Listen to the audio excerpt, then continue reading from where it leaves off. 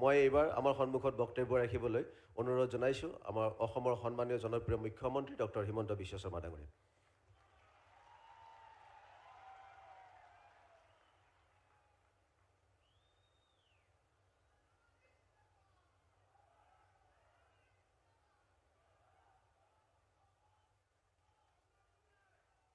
সকলোৰে খবৰ কেনেকুৱা? কিমান ভাল? মোৰ লাগা নাই ইফালে বহুত ভাল বুলি। এইফালে কিমান ভাল?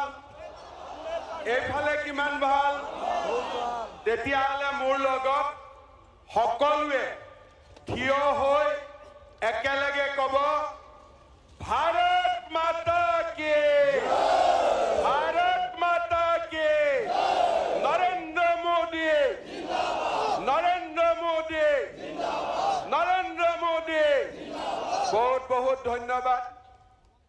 আজি আমাৰ সভাত উপস্থিত ভাৰতৰ সন্মানীয় প্ৰধানমন্ত্ৰী নৰেন্দ্ৰ মোদী ডাঙৰীয়া, আমাৰ মাজত উপস্থিত অসম ৰাজ্যিক বিজেপিৰ সভাপতি দিলীপ শইকীয়া ডাঙৰীয়া, কেন্দ্ৰীয় মন্ত্ৰী সৰ্বানন্দ সোণোৱাল ডাঙৰীয়া, অতুল বৰা ডাঙৰীয়া, হাগ্ৰামা মহিলাৰী ডাঙৰীয়া, উৰ্খা গৌৰা ব্ৰহ্ম ডাঙৰীয়া, বৈজয়ঞ্জয় পাণ্ডা ডাঙৰীয়া, হৰীশ দ্বিবেদী ডাঙৰীয়া, মঞ্চত উপস্থিত মোৰ সন্মানীয় সতীৰ্থসকল, আজি অসমৰ 31,486টা বুথৰ পৰা অহা মোৰ সন্মানীয় বুথ সভাপতিসকল, কাৰ্যকৰ্তাসকল আৰু সতীৰ্থ বন্ধু বান্ধৱীসকল, আজি আমি ইয়াতে কি পাতিছোঁ? বুথ বিজয় সংকল্প সমাৰোহ। আজি ইয়াত আমাৰ বুথৰ সভাপতিসকল আছে। কোনে কোনে 2026 বিধানসভাৰ নিৰ্বাচনত কাৰ কাৰ বুথ জিকিব আপোনালোকে হাত উঠাই দেখাই দিয়ক। পাক্কা জিকিব? পুৰা জিকিব? প্ৰধানমন্ত্ৰী ডাঙৰীয়াৰ আগত কৈছে, কিন্তু জিকিবনে নিজিকে? বহুত বহুত ধন্যবাদ। ময়ো কৈছোঁ যে এইবাৰ আমি জিকিম, আৰু এনে নিজিকো, এইবাৰ আমি ৰেকৰ্ড কৰি জিকিম, এইবাৰ আমি ৰেকৰ্ড কৰি জিকিম। কাৰণ প্ৰধানমন্ত্ৰী ডাঙৰীয়াই আমাক যি বিচাৰিছোঁ, প্ৰধানমন্ত্ৰী ডাঙৰীয়াই অসমক সেয়ে দিছে, আমাক সেয়ে দিছে। আমি বহুদিনৰ পৰা কৈ আছিলোঁ যে যোৰহাট আৰু ডিব্ৰুগড়ৰ মাজত যিটো নেশ্যনেল হাইৱে, তাৰ অৱস্থা বেয়া, গাড়ী মটৰ নাযায়। আজি প্ৰধানমন্ত্ৰী ডাঙৰীয়াই মৰাণলৈকে গৈছিল, আমাক গাড়ী মটৰ যোৱা হাইৱেটো দিলেই, লগতে এৰোপ্লেন নামিব পৰাও হাইৱে আমাক আজি প্ৰধানমন্ত্ৰী ডাঙৰীয়াই দিলে। শ্ৰদ্ধাৰ কাৰ্যকৰ্তা বন্ধু বান্ধৱীসকল, আপোনালোকে জানি ভাল পাব, যোৱাকালি কেন্দ্ৰীয় কেবিনেটৰ বৈঠক হৈছিলে। অলপ আগতে এই বৈঠকৰ সিদ্ধান্ত সদৰি কৰা হৈছে। অসমত অহাৰ আগতে যোৱাকালি প্ৰধানমন্ত্ৰী ডাঙৰীয়াই গহপুৰ আৰু নুমলীগড়ৰ মাজত ব্ৰহ্মপুত্ৰৰ তলেদি সুৰংগ নিৰ্মাণৰ বাবে 18,000 টকা অনুমোদন কৰিছে। কাজিৰঙাৰ ওপৰত এলিভেটেড কৰিডৰ, বগীবিলৰ দলং, ধলা শদিয়াৰ দলং, গুৱাহাটী উত্তৰ গুৱাহাটীৰ দলং, নাৰেংগী কুৰুৱাৰ দলং, আৰু এতিয়া গহপুৰ আৰু নুমলীগড়ৰ মাজত সুৰংগৰ নিৰ্মাণ। আমি অসমীয়াই যি জীৱনত কেতিয়াও কল্পনা কৰা নাছিলোঁ, প্ৰধানমন্ত্ৰী ডাঙৰীয়াই আজি আমাক হিয়া উজাৰি অসম মাতৃৰ বাবে তেখেতে ভাবিব নোৱাৰা উপহাৰ আমাৰ বাবে আগবঢ়াই দিছে। মই যিদিনাখন কৈছিলো কাজিৰঙাৰ ওপৰত এলিভেটেড কৰিডৰ হ'ব, মানুহে মোক হাঁহিছিলে। যেতিয়া কৈছিলো নুমলীগড় আৰু গহপুৰৰ মাজত টানেল নিৰ্মাণ হ'ব, তেতিয়া মানুহে আমাক হাঁহিছিলে। কিন্তু প্ৰধানমন্ত্ৰী ডাঙৰীয়াৰ নেতৃত্বত আজি আমি প্ৰমাণ কৰিছো যে অসমৰ বিজয়ত এতিয়া কোনো বাধাৰ প্ৰাচীৰ সন্মুখত থাকিব নোৱাৰে। মইতো বিশ্বাস কৰো অহাবাৰ যেতিয়া আমাৰ ৰাজ্যত বিজেপি আৰু NDAৰ চৰকাৰ আহিব, ব্ৰহ্মপুত্ৰৰ পানীৰ ওপৰতো এৰোপ্লেন নামিব, ব্ৰহ্মপুত্ৰৰ পানীৰ ওপৰতো এৰোপ্লেন নামিব। আৰু মই এনেই কোৱা নাই, মই যি কওঁ ভাবি চিন্তি কওঁ। আৰু মই আজি আপোনালোকক ক'ব পাৰো যে আপোনালোকে বিজেপিৰ চৰকাৰ দিয়ক। এইবাৰ 1.5 লাখ চাকৰি হ'ল, অহাবাৰ 2 লাখ চৰকাৰী চাকৰি হ'ব। মই এনেই কোৱা নাই, এইবাৰ 1.5 লাখ বিঘা মাটি আমি এভিকশ্যন কৰিছো, অহাবাৰ 5 লাখ বিঘা মাটি আমি এভিকশ্যন কৰিম। মই এনেই কোৱা নাই, এইবাৰ মুখ্যমন্ত্ৰীৰ আত্মনিৰ্ভৰ অভিযান 1 লাখ যুৱক যুৱতীয়ে লাভ কৰিছে, অহাবাৰ 10 লাখ যুৱক যুৱতীয়ে লাভ কৰিব। শ্ৰদ্ধা ৰাইজ, আমি অসম মাতৃক বিকাশৰ এক নতুন দিগন্তলৈ লৈ যাম। কাৰণ অসম আমাৰ মাতৃভূমি, ভাৰত আমাৰ জন্মভূমি। আমাৰ ল'ৰা ছোৱালীয়ে অসমত ডাঙৰ হ'ব লাগিব। আমাৰ ল'ৰা ছোৱালীয়ে ব্ৰিটিছৰ পাছপৰ্ট ল'ব পৰা আমাৰ ল'ৰা ছোৱালীৰ শক্তি নাই। সেইকাৰণে আমি অসমৰ স্কুল বনাব লাগিব, অসমত কলেজ বনাব লাগিব, অসমত মেডিকেল কলেজ বনাব লাগিব, অসমত আমি ব্ৰহ্মপুত্ৰৰ ওপৰত দলং বনাব লাগিব, অসমৰ ল'ৰা ছোৱালীক আমি চাকৰি দিব লাগিব, আৰু অসমক ভাৰতৰ ভিতৰতে সৰ্বশ্ৰেষ্ঠ ৰাজ্য হিচাপে আমি নিৰ্মাণ কৰিব লাগিব।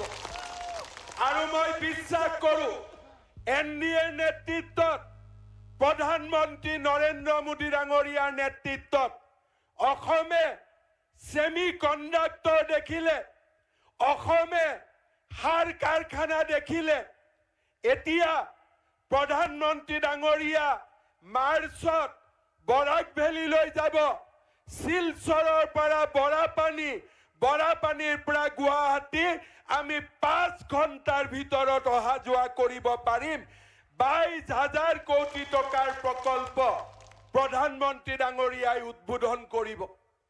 এয়া অসমৰ বাবে স্বৰ্ণিম দিন।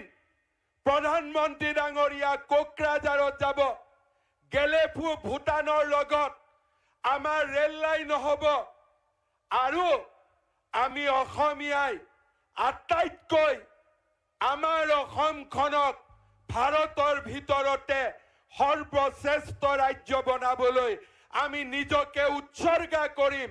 আমি নিজকে দিনে ৰাতিয়ে সমৰ্পণ কৰিম। প্ৰতিটো পল, প্ৰতিটো ক্ষণ আমি বিজেপিৰ কাৰ্যকৰ্তাসকলে অসম মাতৃৰ বাবে আমি উৎসৰ্গা কৰিম। আমি অসম মাতৃক জগত সভালৈ লৈ যাম। আমি অসম মাতৃক ভাৰতৰ ভিতৰতে এখন সৰ্বশ্ৰেষ্ঠ ৰাজ্যলৈ আমি ৰূপান্তৰ কৰিম। আৰু মই বিশ্বাস কৰো যোৱা 10টা বছৰৰ প্ৰগতি, যোৱা 10টা বছৰৰ বিকাশ আৰু যোৱা 10টা বছৰৰ বিৰামহীন প্ৰগতিয়ে আজি অসমক এক নতুন যুগলৈ লৈ গ'ল। এতিয়া অসমে কাৰো ওচৰত শিৰ নত কৰিব নালাগে। এতিয়া অসমে দৰমহা দিবলৈ কাকো টকা বিচাৰিব নালাগে।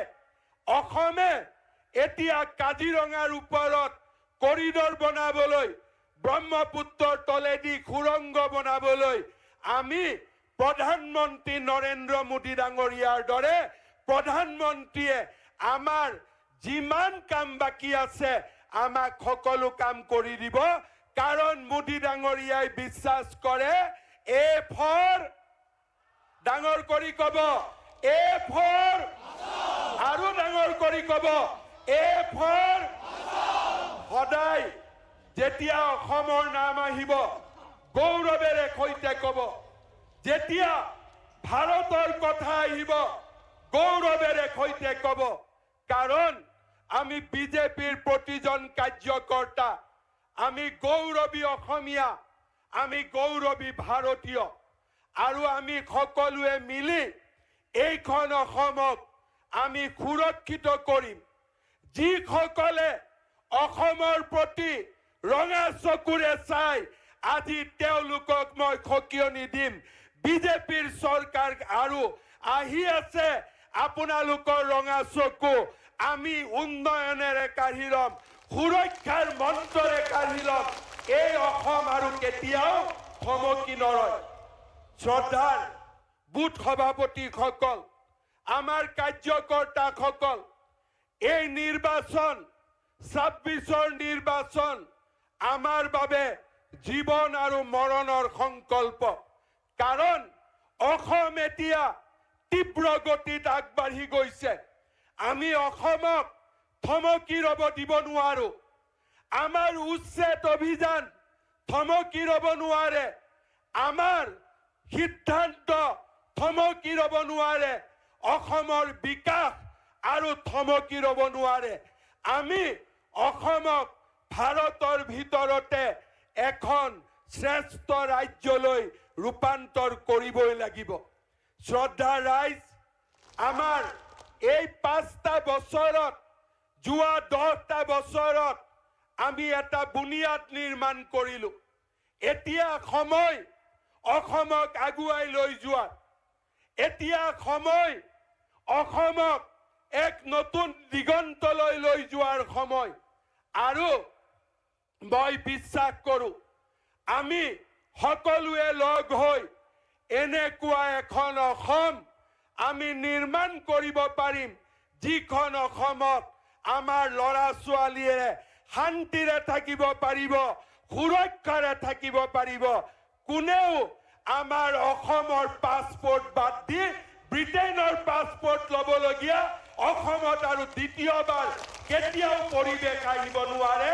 তেনেকুৱা এখন আমি বিকশিত সুৰক্ষিত অসম আমি নিৰ্মাণ কৰিব লাগিব। শ্ৰদ্ধা ৰাইজ, আপোনালোকক মই আহ্বান জনাম, প্ৰধানমন্ত্ৰী নৰেন্দ্ৰ মোদী ডাঙৰীয়াৰ উপস্থিতিত আজি আমি সংকল্প ল'ম, এপ্ৰিলত আমাৰ নিৰ্বাচন হ'ব।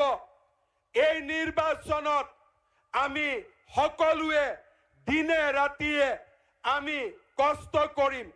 ৩১,০০০ বুথ, ৩ লাখ আমাৰ পেজৰ কাৰ্যকৰ্তা আৰু শক্তি কেন্দ্ৰ, মণ্ডল, বুথ, জিলা গোটেই বিজেপিৰ পৰিয়ালে NDAৰ লগত একেলগে আমি সকলোৱে কাম কৰিম আৰু নৰেন্দ্ৰ মোদী ডাঙৰীয়াক আমি তৃতীয়বাৰৰ বাবে অসমত এখন বিজেপি চৰকাৰ আমি উপহাৰ দিম। পাৰিম নে নোৱাৰিম? পাক্কা কওক, পাৰিম নে নোৱাৰিম? সকলোৱে আমাৰ বুথ জিকিম নে নিজেকে? আগতকৈ বেছি ভোট পাম নে নাপাম? আমি দিনে ৰাতিয়ে কাম কৰিম নে নকৰিম? সকলোৱে কাৰ আগত সংকল্প লৈছো? মোদী ডাঙৰীয়াৰ আগত আমি সংকল্প লৈছো। मोदी जी का सामने असम के सारे बीजेपी कार्यकर्ताओं ओर से प्रधानमंत्री जी को हम ये आश्वासन देता हूं कि पहले से भी ज्यादा मजबूती से हम असम में बीजेपी का सरकार आपका नेतृत्व में लेके आऊंगा। आऊंगा कि नहीं आऊंगा? हर वोट हम लोग जीतेगा कि नहीं जीतेगा? हम इलेक्शन तक दिन रात एक करके काम करेगा कि नहीं करेगा? पक्का करेगा? पक्का करेगा? तो मेरा साथ दोबारा बोलिए, भारत माता के, भारत माता के, नरेंद्र मोदी, नरेंद्र मोदी। बहुत बहुत धन्यवाद। जय हिंद, वंदे मातरम, जय असम। धन्यवाद माननीय मुख्यमंत्री महोदय। आज ये बूथ विजय संकल्प सभा में उपस्थित सभी कार्यकर्ता को मार्गदर्शन देने के लिए आदरणीय प्रधानमंत्री नरेंद्र मोदी जी को मैं हृदय से निवेदन करता हूं। अभी সকলে একেলগে কম, भारत माता की।